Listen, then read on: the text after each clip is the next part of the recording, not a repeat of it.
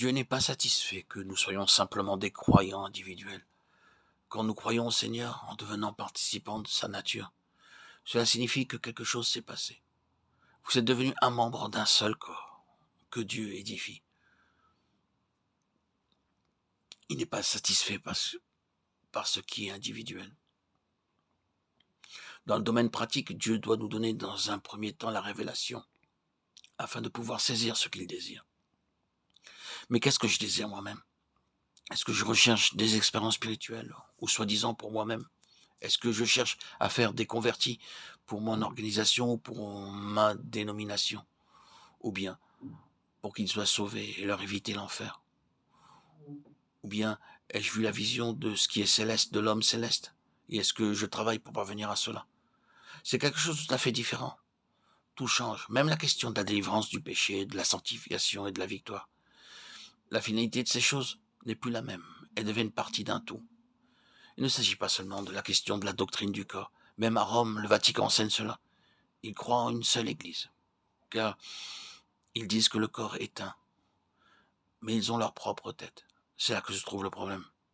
Ils ne l'ont pas vu. Vous ne pouvez pas en faire simplement un principe, vous devez le voir.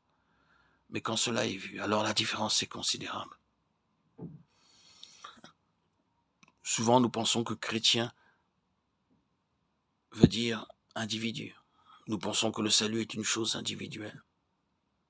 Et pour tous les chrétiens, nous pensons ainsi.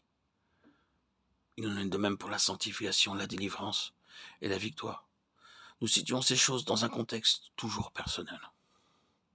En tant que serviteurs de Dieu, nous sommes heureux si le troupeau suit le Seigneur, lit la Bible, vient aux réunions de prière, ayant une vie digne et droite en expérimentant la délivrance du péché dans une certaine mesure.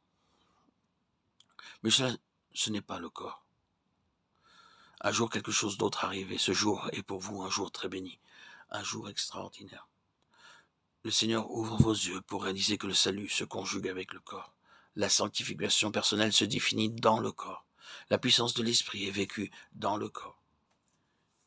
Et l'expérience de la croix est liée au corps. Vous voyez que la divine pensée, c'est un homme, non pas une compagnie de petits hommes. C'est un homme, le Seigneur Jésus lui-même, et son peuple, ne formant qu'un seul homme devant Dieu.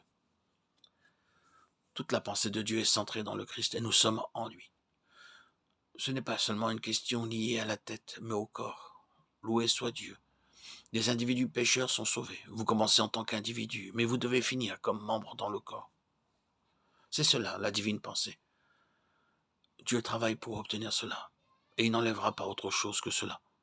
La croix est pour cela, pour ce corps corporatif, ce Christ corporatif, pour cet homme nouveau, incluant tous ceux qui sont dans le Seigneur.